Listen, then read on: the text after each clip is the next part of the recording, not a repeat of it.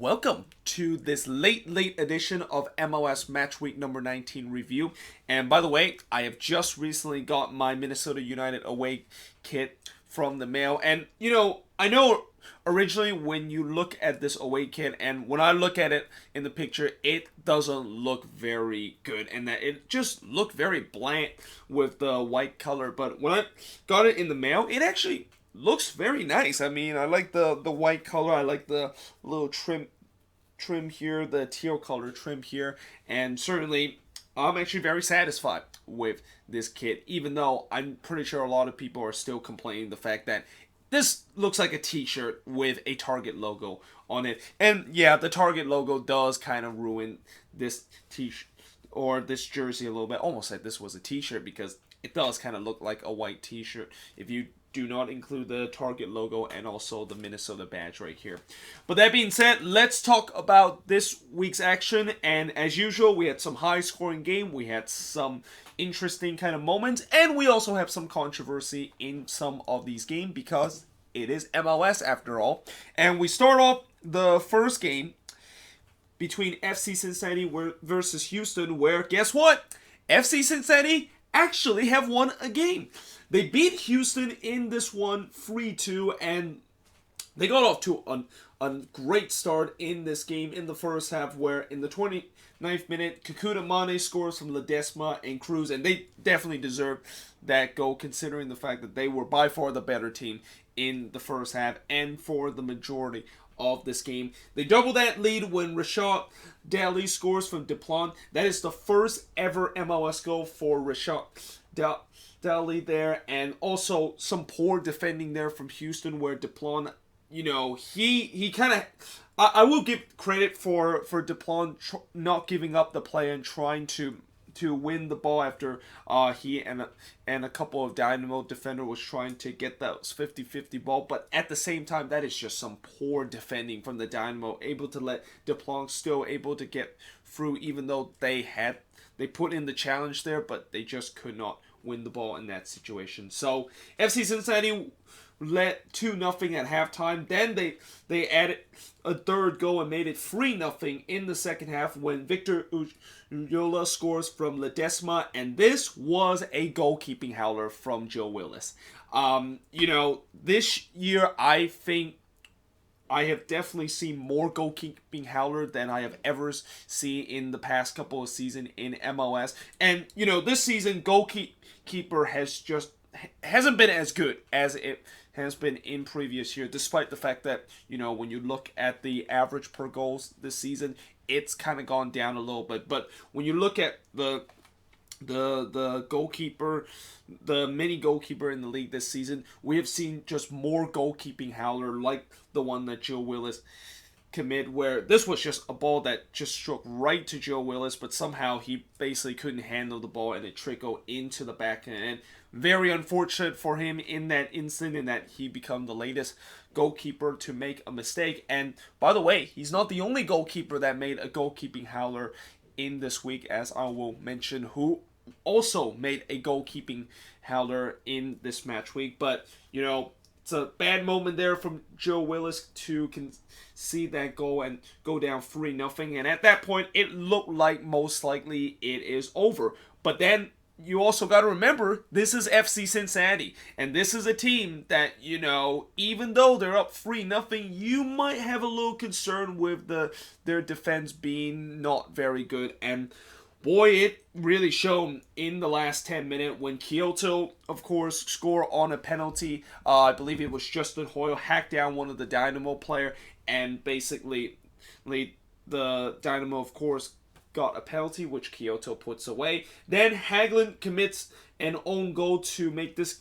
game into a one-goal game and set up a grandstand finish. And that is when I got really nervous with FC Cincinnati. And that, Houston in the last 10 minutes, they were really pushing forward.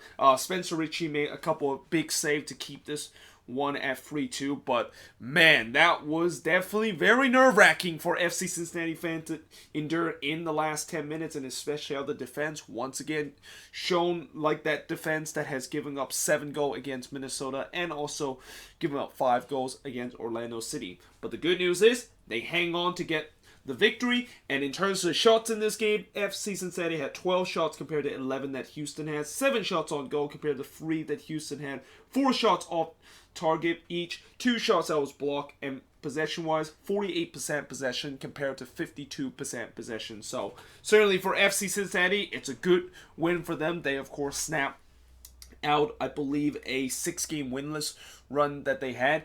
And as for Houston, this is a horrible result.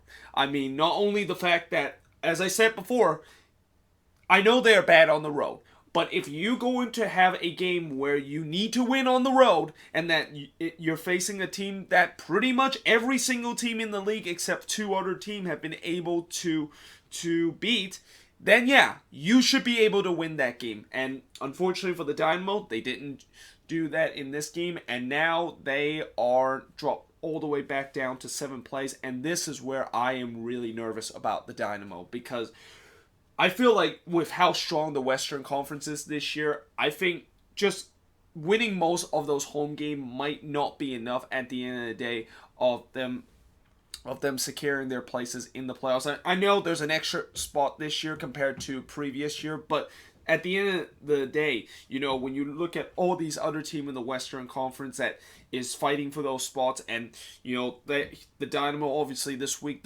the big loser in terms of the tight Western Conference playoff race that we had. Consider they're the only team that out of the 5 teams that is in those kind of playoff spot that actually lost this week. So yeah, this is a big loss for the Dynamo, and a loss that they definitely do not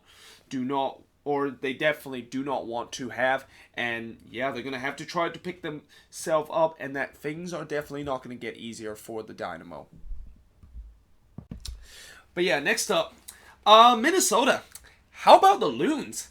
They have now got 9 points in their last 3 games, and ever since they came out of the Gold Cup break, they have now got 9 points and rise themselves all the way up to 4th place in the Western Conference. And for a minute, they were actually in 3rd place of the Western Conference, but unfortunately, Seattle kind of spoiled that in that game between the Sounders and Columbus. But, you know, Minnesota, 9 points in the last 3 games, have a 9-point week this week, which is one of the rarest occasion that a team can achieve. And they, of course, was able to achieve that rare occasion by beating Montreal 3-2. And I understand Impact fan will be angry about this result, mainly because of the fact that the referee made some very dodgy decision. And, you know, obviously, I'm going to talk about the penalty right before halftime, because a lot of Impact fan are angry about that penalty. And also the handball that happened in the second half. And, you know, I understand that the refereeing decision did go against Montreal in this game in a low, but take nothing away from Minnesota of them having a good performance. And once again, guess who stand out in this performance for Minnesota? Yep, that's right.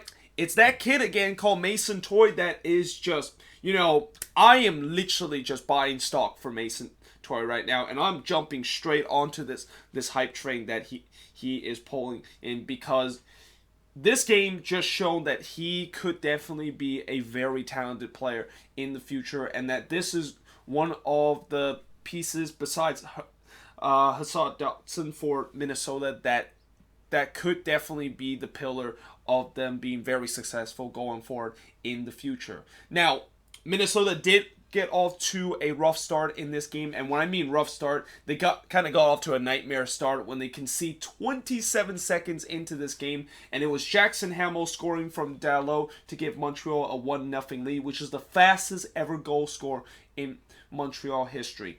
But then Mason Toy, of course, scores from Molino, and what a first touch this was from Mason Toy. Like, both of these goals that Mason Toy has scored was just some delicious first touch from him. A beautiful kind of way of him just bringing the ball down and then striking into the back of the net. Like, when you see what he did both of these goals, it doesn't feel like he's only like 20 or 19-year-old right now. It feels like it's a veteran MLS player that has been playing in this league for a very long time. So, yeah, he scored from Toy, he scored from Molino to, of course, tie the game up at 1 apiece. But unfortunately, Minnesota did give the the give the Impact the lead back in this game when Camacho scores his first ever goal in MLS from Taidir to make it get 2-1 in favor of Montreal. And then this is where the controversy happened,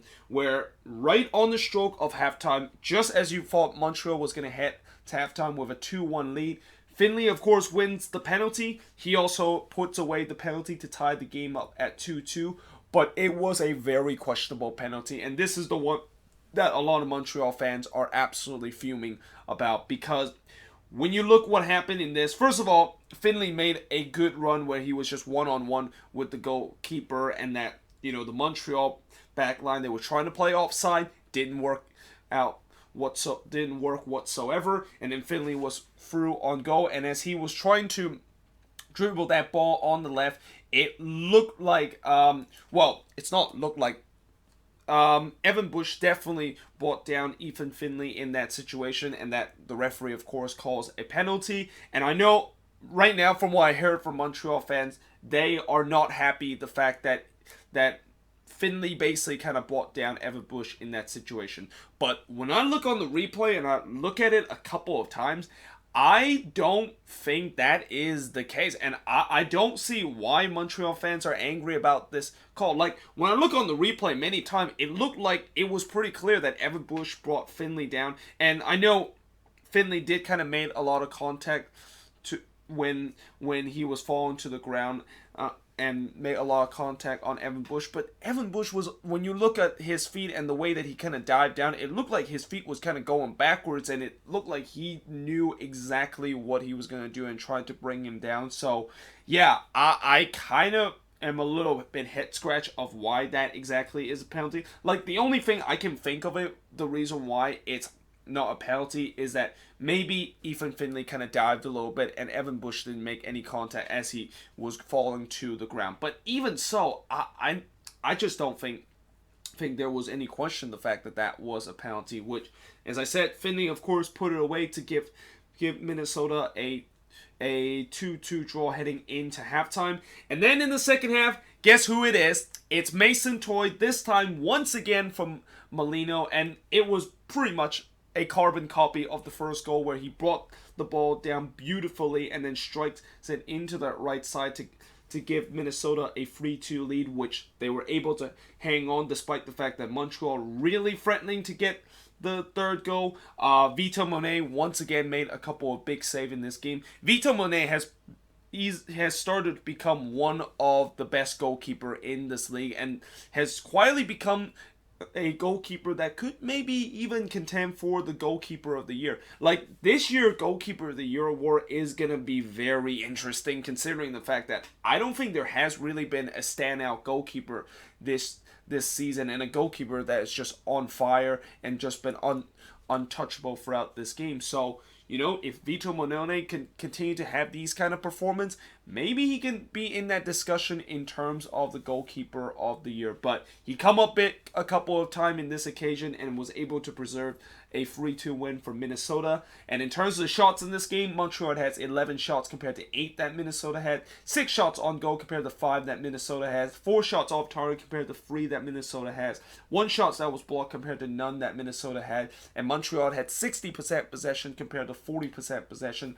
that Minnesota had. And again, I understand Montreal fans are not going to be happy because there should have been a hand penalty awarded to Montreal when there was like a handball in the second half, and also the questionable penalty, which I really don't see why that's not a penalty at all. At the end of the day, if you give up 3 goals to an opponent, and that they didn't really defend it very well in this game too, we from what I've seen with Montreal in the past couple of games, they have really done very well defending, and pretty much throughout the season they've done pretty well defending in these past couple of games. But this one, they just didn't look very comfortable in the defense. And keep in mind, what's even more impressive about this win for the Loons, besides the fact that this is now 9 points in their last 3 games, is that they actually only started a B team in this. Like, they didn't even put most of their starters in this game, and yet somehow they got all 3 points on the road, which I think if I would have said that a couple of years ago, or even last season, if I would have told you that a Minnesota B team can go on the road and snatch all 3 points to even any opponent in the league, you would probably be laughing at me, because there's no way Minnesota can do that, especially how bad they have been on the road. But hey, in this game, they proved people wrong, and Minnesota is definitely rising up the table. And I'll tell you what, I definitely will want to buy a lot of stock with the Loons right now, making the playoffs by the end of the season, because of the way how good they are, and also now they actually have depth with some of these young players like Mason Toy, Molino, and also Hassan Dotson. So yeah, congratulations to Minnesota, of course, winning this one. But moving on into the next match, and the match that I mentioned, the fact that Minnesota originally was going to be in 3rd place, and then they dropped down to 4th place because Seattle grabbed a late winner against Columbus. And for Columbus, yeah, it's just one of these years where nothing just gone right for this team.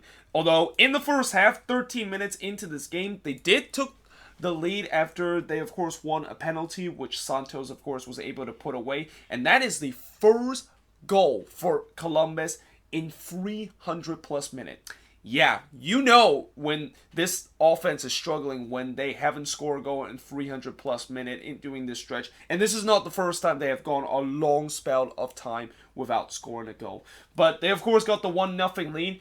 Although in the second half, Seattle won themselves a penalty too, which Ladero, of course, puts it away to tie the game up at 1-1. And then Seattle really pressed to try to get that winner, and Joe Bendick, of course, made a couple of big saves to keep this one to a tie game. And just as you thought that Columbus did enough to get a 1-1 draw, which wouldn't be a bad draw against a good Seattle Sounders team, Nicholas Ladero scores a free header, which was just, I was shocked the fact that he was wide open there on the left. Like, where in the world is the defending there from Columbus? But he scored a free header to give Seattle a 2-1 lead and eventually give them a 2-1 win in this game to once again get back to 3rd place in the Western Conference. And in terms of the shots in this game, Seattle had 12 shots compared to 9 that Columbus had, 4 shots on goal compared to 2 that Columbus has, 7 shots off target,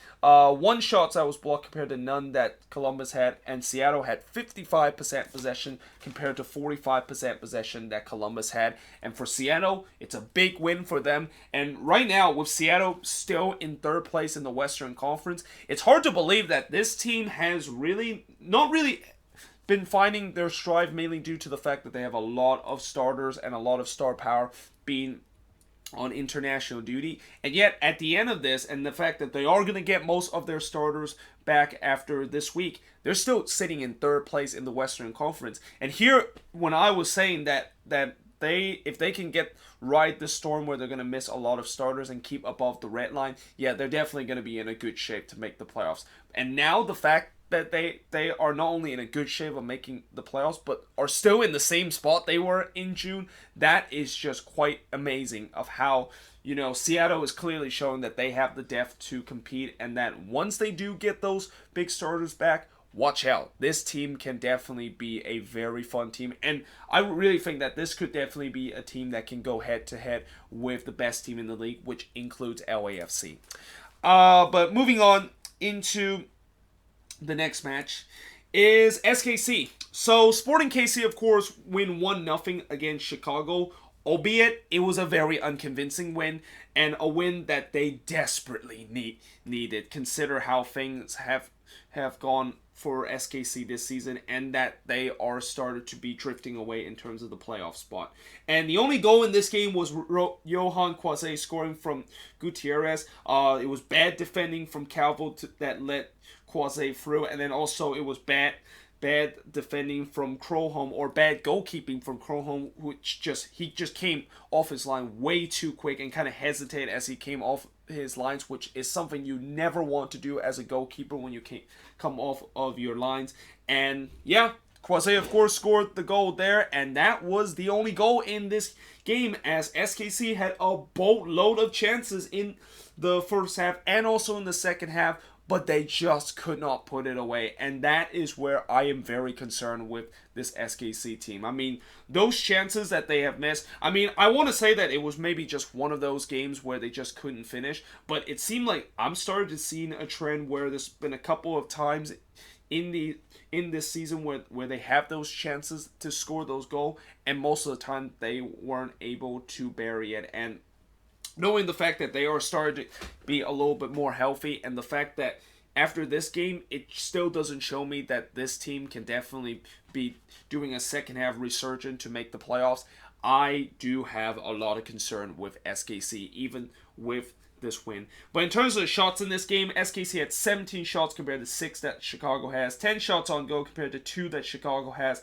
7 shots off target compared to 4 that Chicago has. Both teams had no shots that was blocked, and SKC had 59% possession compared to 41% possession that Chicago has. But like I said, with those missed chances and the way that it was a very unconvincing win at home against Chicago, that still makes me question of the fact that whether or not if this team can make a second half resurgence, or the fact that they're going to be like TFC last year, where they made a deep run in CCL only to basically costing them of not making the playoffs because of injury and guys kind of underachieving. And as for the Chicago Fire, yeah, I mean, this is why I said, you know, I hear people said after that 5-1 win against Atlanta, and I hear people say that, oh, Chicago has turned a corner and that they are going to go on a run. No. This game pretty much just sums up the Chicago Fire season, which is they can have one good game, and then the very next game, they just do absolutely nothing. And in this game, if it wasn't for SKC being very bad in terms of their finishing, they could have lost this one even by more, and that they could have had a reverse script from the last game, where in the last game they won 5-1 against Atlanta, whereas in this game they could have lost 5-0 in this one. I mean, that just shows how bipolar the Chicago team, and how this is probably, alongside with RSL and Orlando City, the most inconsistent team in the league, and the team that you just don't know what are they going to get. And in this game, it showed that this was the team that looked like, well, the worst team in the league, and a team that just definitely are not ready to be competing for those playoff spot and making the playoffs this. But yeah, moving on. LAFC. Okay, we get it, LAFC. We get that you are probably the best team in the league right now. We understand that you were absolutely pissed off at what happened last week when you lost to Colorado 1-0, and that was only your second loss of the season. And we get that you're angry and you want to take that anger out of these next two games, and that you want to score 11 goals in these next two games.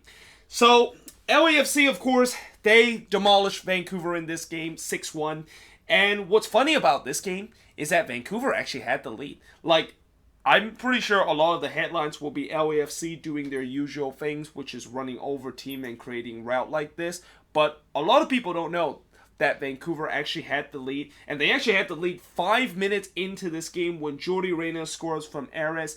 And that this, as I mentioned with how Willis wasn't the goalkeeping howler of this week, yeah, add Cincinnati name to that list of goalkeeping howler from this week. I mean, this was, to be fair, I don't think this is all on him. This was also on Zimmerman and him, of them just kind of miscommunicate and don't know who exactly is going to get to that one.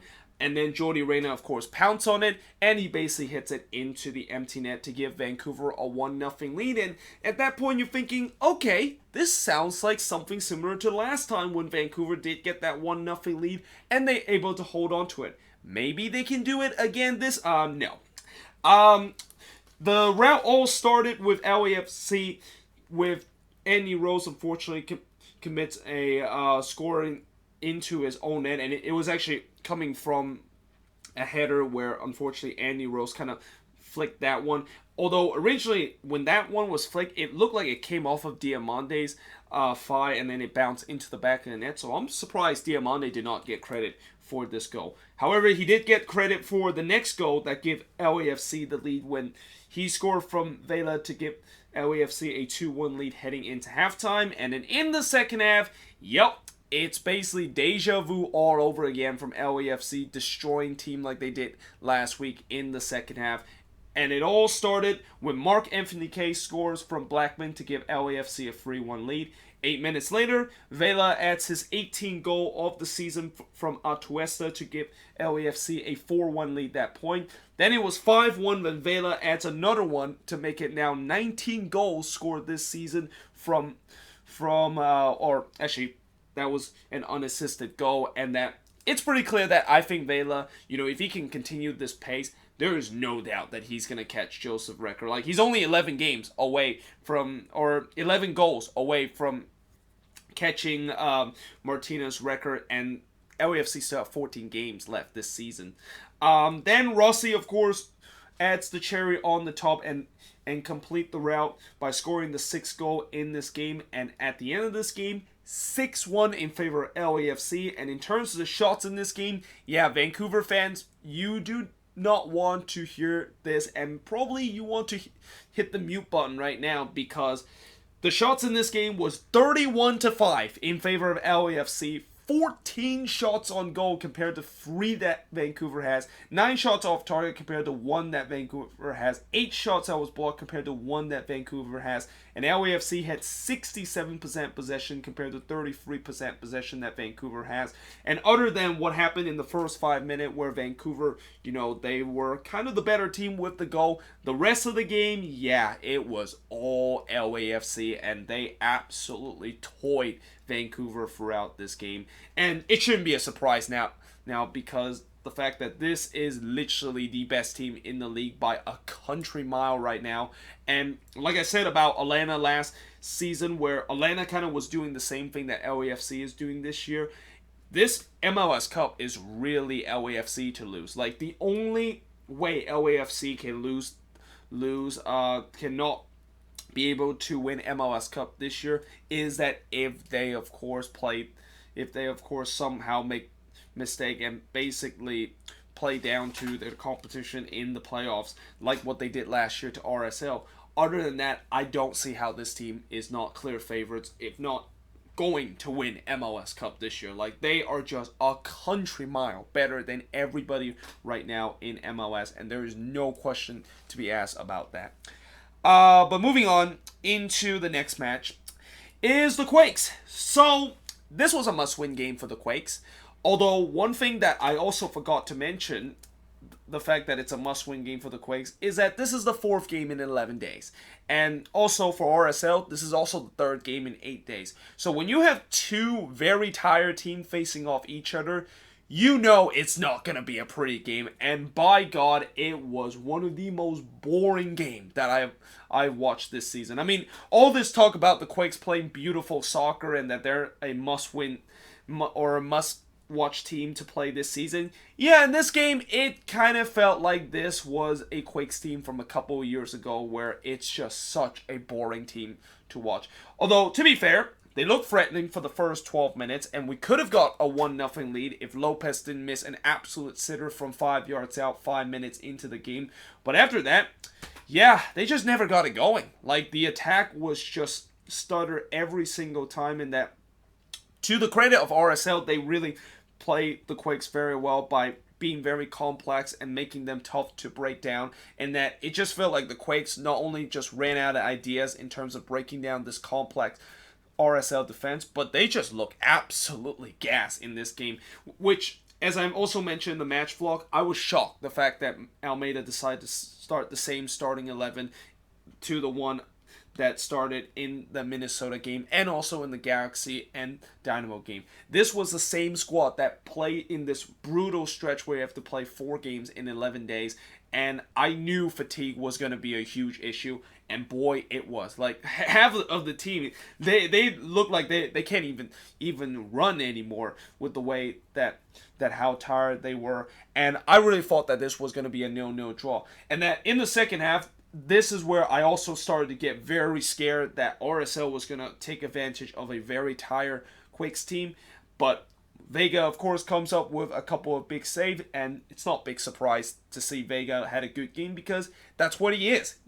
Once he have a bad game, he immediately bounce back and have a couple of good games until he's going to do for a very bad game. I mean, he's been very inconsistent this year, although I will say this, I would take an inconsistent Vega that at times can be one of the best goalkeeper in the league than to a goalkeeper that is consistently bad, that is Tarbell from last year. And like I said, I thought for sure that this was going to end 0-0 and that, we are not going to get the win that we desperately need to try to go above the red line. But then in the 93rd minute, Houston scores from Paul Murray to get us a crucial 1-0 lead. And what's interesting about this goal was that nobody was even ready to take this goal. Like, this was a quick corner that was taken from Murray, and the fact that nobody was even ready for this, not even the Quakes player was even ready for this. Like, Wando was still talking to the fourth official when this play was restarted, and the fact that somehow, in some way, despite the fact that nobody was ready to take this play, and that Houston was one of the few guys that was actually paying attention and know what he has to do, he's able to slot that one into the back and then to give the Quakes a crucial 1-0 lead that we were able to hang on. And yeah, that is a great heads-up play from Houston and Murray, and a great heads-up play for the Quakes to catch RSL completely napping. RSL, in this game, I feel like they were definitely hard done in this game, and that they definitely did not deserve to go home empty-handed in this game, because they played the perfect game in this one by neutralizing the Quakes and frustrating the Quakes. But unfortunately, one lapse of concentration was all it took for them to lose this game. And as the old saying goes, even if you make one mistake, that mistake can come back haunt you, and that is exactly what happened. And in terms of the shots in this game, the Quakes had 12 shots compared to 13 that RSL had. This is probably the first time the Quakes did not have like 20 plus shots in a game. They had only 3 shots on goal compared to the 4 that RSL had, 4 shots off target compared to 9 that RSL had, 5 shots that was blocked compared to 3 that RSL had, and the Quakes had 64% possession compared to 36% possession. And although this was an ugly win for the Quakes, and the fact that we barely got by the line to get all 3 points in this, and we had to thank Houston with some Goonies magic to able to get ourselves all 3 points. This is a massive, massive win for the Quakes, and I think if the Quakes are going to make the playoffs at the end of the season, this will be one of those games that I look back and seeing a team that was tired out and was absolutely gassed, but still desperately need a 3 point and got it right at the death, and against a team that we are definitely going to be potentially battling for these last couple of spots in the playoffs. This is a huge, huge win for the Quakes. And as for RSL, yeah, this is a very tough one to swallow. And again, I really think they got hard done in this game. They look absolutely amazing throughout this game. And also, the only thing I will say is, if only they would be able to put away those chances that they had, because they had a couple of decent chances in this game too. If they were able to put this one away, then maybe they not only walk out with a point or even all 3 points in this game. But that being said, let us now switch boards and look at the last 3 games that happened in this MLS Matchweek number 19. Next up, for the first time, what it seems like a couple of years now, we actually had a game that was postponed and that this game between the Union Orlando City game was supposed to take place on Saturday. It was supposed to be the first game of MLS Match Week number 19 and the first game that I was supposed to review, but because of the fact that this was postponed to Sunday, that's why I basically put this game this late, and that I put it between the 2 games that was supposed to be scheduled on a Sunday. And what's bizarre about this game is that nobody actually showed up in this game. Like, it was a very empty stadium at Talon Energy Park when this game kicked off, and the fact that I understand this game was postponed and that it was postponed to a Sunday, and I also understand the fact that it was taking place at the same time Copa America final was happening, but at the same time, I'm pretty sure not every single Union fan or Brazilian or Peruvian fans that they just had to watch Copa America and that have to root on their national team so that they have to miss this game. And I'm pretty sure not all Union fans are Copa America fans where they have to watch the final and to miss out this game.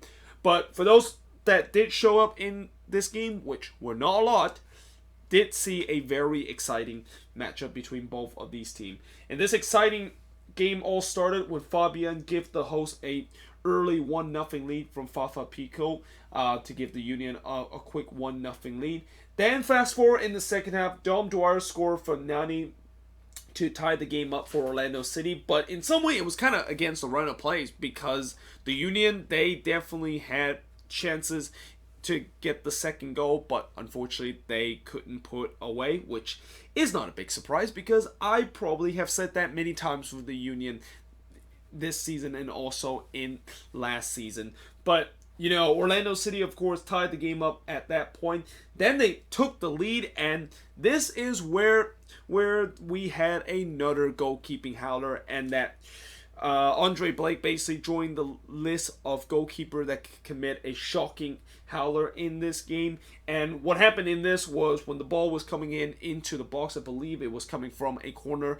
It looked like Andre Blake was able to catch that, and then for whatever reason he basically kind of fumbled the ball, and next thing you know, Patino was right there to basically take advantage of that and taps it into the back of the net, and Orlando City has a shocking 2-1 lead against the Union. And that this is despite the fact that the Union definitely had the better chances and the fact that they probably should be leading right now instead of tied. Orlando City take advantage of a mistake that the Union had, and it looked like this one was going to be a 2-1 game. It looks like Orlando City was going to steal one out of the Union. But the Union did show some resilience when, in the 90th minute, Kasper Szybylko scores from Real and Fontana. That's the fourth straight game that Szybylko has scored, as I overheard that in the Union broadcast. And tell you what, this Szybylko kid, he is on fire right now, and he's probably one of those guys is clearly underappreciated and clearly a very underrated kind of striker that doesn't get a lot of attention because of the fact that there are also bigger names that score a bunch of goals, and that I don't think a lot of people realize that Szybylko is scoring almost the same rate as what a Brian Fernandez and Carlos Vela is doing right now. So that, of course, ties the game up at 2 apiece. And then right near the end of the game, it looked like the Union was going to finally get that third goal, and that when the ball was coming in and that Jack Elliott was wide open in the box, he was able to headed that one beautifully in the top right corner, but somehow, in some way, Brian Rowe saved it. Like, I have no clue how in the world Brian Rowe was able to say that. Like, that one was distant to the top right corner. That looked absolutely unsavable for any goalkeeper.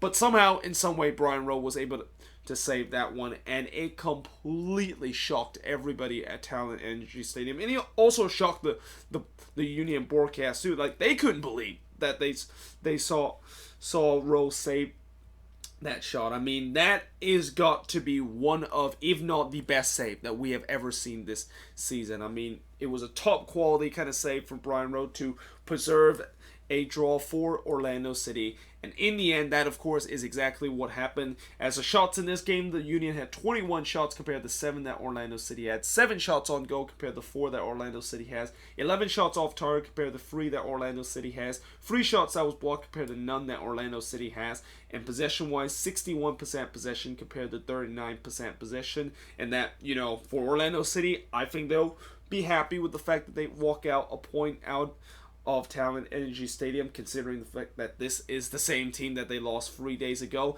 And it also, this game proves the fact that it is really hard to beat a team twice a season, and especially even harder to beat a team twice a season when you're playing them twice in 3 days. And, you know, for the Union, I'm pretty sure they'll be very disappointed with the fact that they weren't able to get a win. But the good news is there are teams that is chasing behind them, didn't really quite get in resort and didn't get a win this week. So at least the good news for the Union is that they're still in first place and they still have a healthy gap into DC United and also Atlanta in terms of that top spot. But moving on into the next match, and one of these teams that is also supposed to be trying to catch the Union to get the top spot in the Eastern Conference is NYCFC, who lost to the Timbers, and that this is the first time since March that NYCFC has actually lost a game. They went on a 12 games unbeaten run, but in this game, Portland was able to snap the unbeaten run, and it was Sebastian Blanco the difference in this game to snap NYCFC unbeaten run. And what's even more mind-boggling stats about this game is that this, of course, was the first time ever that Brian Fernandez did not score against or did not score a goal in a Timber appearance. Well, actually, that wasn't really mind-boggling. That was more kind of like, this was the first time that he didn't score a goal. Although he had 2 goals that was ruled offside in this game. I think one in the first half and one in the second half. Then this is basically the mind-boggling stat. This was also the first time the Timbers was able to get a win without Diego Chara since July of 2015. So Diego Chara was not in the starting 11 in this game, and that the Timbers really kind of rotated in this game, which, I never understand why teams decide to rotate against NYCFC. I mean, I know Seattle did it last time and they got punished, but somehow Portland, despite the fact that they rotated in this game, they did not get punished in this game, and that despite the fact that they did not have Diego Chara, which I have been saying repeatedly that he is one of the most important player besides Diego Valeri that this Timbers team really needs to have. And what's weird is that whenever they don't have Chara in the starting 11, they don't get a win. But that changed in this game, as they of course got a win without him, and it's just a very strange and a very mind-boggling stats that it's not every day that you have one player on your team that you have to have in terms of trying to win games, and that if you don't have him, then you're not going to get a win. But that's what Diego Chara is to the Portland Timbers, is that if he's not in the starting 11, or if he did not play in this game, the Timbers are guaranteed to not get a win, as it was the case for the last 4 years. But now that comes to a complete end with this win against NYCFC. And in terms of shots in this game, NYCFC had 15 shots compared to 11 that Portland has. 5 shots on goal compared to 2 that Portland has. 6 shots off target compared to 5 that the Timbers had. Both teams had 4 shots that was blocked, and NYCFC had 68% possession compared to 32% possession that Portland has. And I really think that this was kind of an even game for both of these teams. I mean, both of these teams had some decent opportunity. Both goalkeeper comes up with a couple of big saves. I think Steve Clark probably made a little bit more save than what Sean Johnson did. Especially Steve Clark made a very good save from a shot that I think was from Maxi Morales late in the game that could have gave NYCFC the equalizer, but it didn't. Portland was able to walk away with all 3 points, and I'll tell you what, with the Timbers winning this game on the road, which the road, this season at times they kind of struggle. Now you can pretty sure that this team is going to make the playoffs. Like, as much as, of all these 5 teams that is battling for those last 5 spot in the Western or the last 4 spot in the Western Conference, it might be the last 3 spot in the Western Conference. I think Portland is probably going to breeze by all of them, considering the fact that now they can win on the road and that they have a boatload of home games. And that I think after this game, this start a stretch of 12 straight home games for the Portland Timbers. I mean, that is insane amount of home game that the Timbers would have. But hey, that's what happened when you start the season 12 games on the road, and that, when you start the season that late, you are obviously going you start the season that late at home, you're going to get a lot of home games in the second half of the season. But finally, moving on into the last game of this week is the game of the week. And a game that I'm pretty sure a lot of MLS fans, including myself, has been waiting to see. And the fact that I cannot wait until Atlanta and the Redbulls face each other again, because this rivalry is definitely real, and that usually this creates a very exciting kind of game. And boy, once again, it was the case, and it did not disappoint in terms of entertainment. And I think this one was even more crazier than the last one. That just speaks how crazy this game was.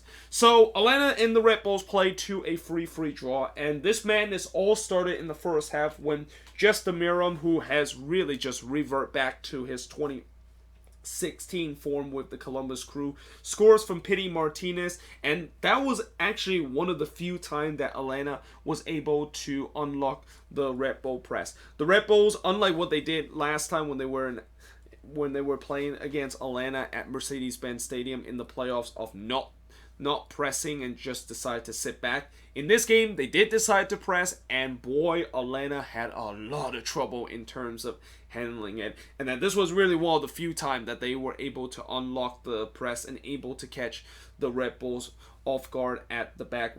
But the Red Bulls was able to equalize 27 minutes later when Rowe scores from Jackowski and Mule to tie the game up at 1-1.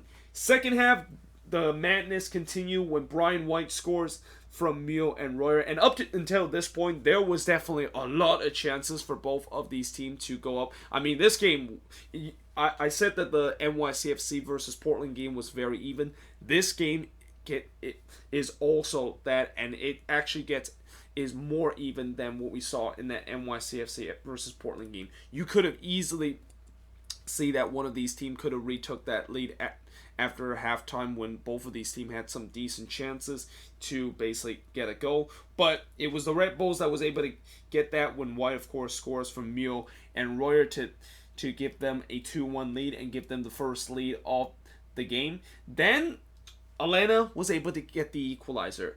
And it was Joseph Martinez that actually won a penalty. Now this was a very questionable call. And as it has been the case for most of these big games, there's always a lot of controversial call. And this was the controversial call of the game where it definitely does not look like that was a penalty. It definitely looked like Joseph Martinez kind of went down a little bit too easily. I mean, there was definitely a slight contact between Kyle Duncan and Joseph Martinez, but it definitely looked like Martinez kind of threw himself onto the ground way too easily. But the referee calls that a penalty, and Martinez was able to tie the game up at 2 apiece between Atlanta and the Red Bulls. And then in the 83rd minute, 4 minutes after Martinez tied the game up, Alex Mule had a chance to give the Red Bulls the lead back when he missed an absolute sitter from 8 yards out, where he basically missed an absolute free header from about 8 yards out, and that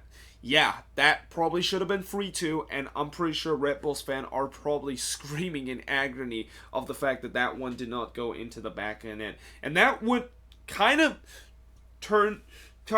been proved costly for the Red Bulls, because 7 minutes later, it's that man again, Joseph Martinez, scoring from Franco Escobar to give Atlanta a 3-2 win. And at that point, you would think that it's over. Atlanta has won that. That was a great last-minute winner from Joseph Martinez, and that, Atlanta get some revenge after what happened earlier this season against the Red Bulls, and are about to beat them by the same scoreline that the Red Bulls beat Atlanta earlier this season. Not so fast, because 2 minutes later, guess who also decided to show up and score a goal? That's right, it's Bradley Wright Phillips, a guy that has just been an outcast this season, and a guy that, has clearly lost his spot in the starting 11 because of how hot Brian White has been. He come off the bench, and he scores from Casillas Jr. to tie the game up 3-3 for the Red Bulls. And then right as the final whistle was about to blow, Gresso and Casillas Jr. kind of got into a bit of a scuffle where Gresso basically pushed Casillas Jr. onto the ground, and then it kind of created a little bit of a melee because, in a Red Bulls versus Atlanta game, in a rivalry game like this, there's obviously going to be a lot of pushing and shoving. And there was definitely a lot of fouls and a lot of challenges in this game, almost as if this is like a local derby game. I mean, right now, I really think that after watching this game, with all respect to El Tráfico and the Cascadia Derby, and in some way the Cali Clasico, this, I think, is the best rivalry right now in MLS, and that this is the best derby in MLS right now. And I know it's technically not a derby because, you know, geographically both of these teams are separated by about 1,000 miles, and when you have like a derby like that, it has to be close by. But when you look at how intense this game was, and you just look at how the players in this game not only just give their 100%, but they look like they gave their 150% and just get stuck into challenge and just almost like they really want to win this game so badly. You can clearly see that this is one of the reasons why this is probably the best rivalry right now. Like, the emotion was definitely at an all-time high in this game, and it's no surprise that at the end we had a little bit of a scuffle, and that both of these teams are probably very frustrated the fact that they couldn't get a win in this game. But in terms of shots in this game, surprisingly, there wasn't actually as much shots as I thought it would be, because this was a very entertaining game. But the shots in this game was relatively low, with Atlanta having 11 shots compared to 12 that the Redbulls had, 4 shots on goal compared to 6 that the Redbulls had, 8 shots off target compared, or 6 shots off target compared to 4 that the Redbulls had, 1 shot that was blocked compared to 2 that the Redbulls had. And possession-wise, 54% possession compared to 46 possession that the Redbulls had. And overall, you know, I don't know if both of these teams are going to be happy with this draw. I mean, I think the Redbulls might be happy with the draw because they, you know, they obviously win the season series with them in Atlanta, and the fact that they of course got the lone win this time and get a draw out of Mercedes-Benz Stadium, which is something that not a lot of team has done this season.